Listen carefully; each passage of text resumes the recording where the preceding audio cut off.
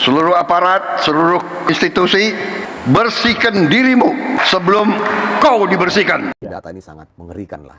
Dari tahun 2004 sampai tahun 2024, selama 20 tahun sebelum Pak Prabowo menjadi presiden, itu KPK itu setidaknya menangani kasus korupsi ada 1.809 lebih kasus korupsi yang terjadi di Indonesia selama 20 tahun belakangan.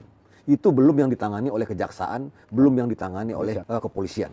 Jadi luar biasa korupsi ini. Korupsi itu terjadi di mana-mana, di sekolah, di kampus, di desa, di kota, di kabupaten, di provinsi, di mana-mana terjadi korupsi. Saya bukan ahli pemberantasan korupsi, cuma ada profesor, ada doktor yang mengatakan kalau di zaman Orde Baru itu korupsi itu agak terpusat. Tetapi setelah reformasi ini, di era reformasi selama 25 tahun ini terjadi pemerataan korupsi. Di mana-mana ada korupsi.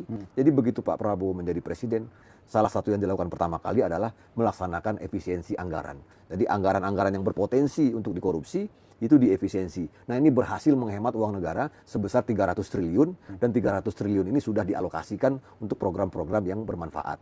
Nah, selama 365 hari ini Presiden Prabowo bekerja, pemerintahan ini bekerja, itu sudah lebih dari 1.000 triliun uang negara yang diselamatkan dari pemberantasan korupsi, kemudian ada lebih kurang 25 kasus besar, kemudian hampir 100-an orang ditangkap terkait dengan korupsi. Ada satu kasus besar, contohnya lahan negara seluas 5 juta hektar, ini digunakan untuk menanam sawit, ini sudah berpuluh-puluh tahun tidak ada yang berani, maka untuk pertama kalinya di era pemerintahan Presiden Prabowo, ini langsung ditindak, dan sekarang dari 5 juta hektar yang dilaporkan itu, sebanyak 4 juta hektar sudah disita kembali oleh negara. Bahkan Presiden mengatakan, saya tidak peduli, mau ada backingannya mantan jenderal, mau ada backingannya mantan polisi, juga saya tidak peduli. Kemudian kemarin juga Presiden datang langsung, ini saya nggak tahu pernah apa nggak, mungkin Bang Ilham yang lebih tahu. Presiden datang langsung ke Bangka Belitung, mengawasi langsung bagaimana aparat penegak hukum.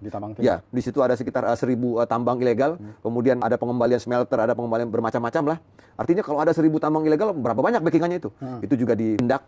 Kemudian sekarang tata kelola minyak juga diperbaiki. Ada satu nama yang selama ini dianggap orang tidak tersentuh oleh hukum, kemudian kuat, sekarang sudah menjadi tersangka, anaknya juga menjadi tersangka, kemudian rumahnya disita, asetnya disita. Bang Ilham, Presiden Prabowo juga menepati janjinya.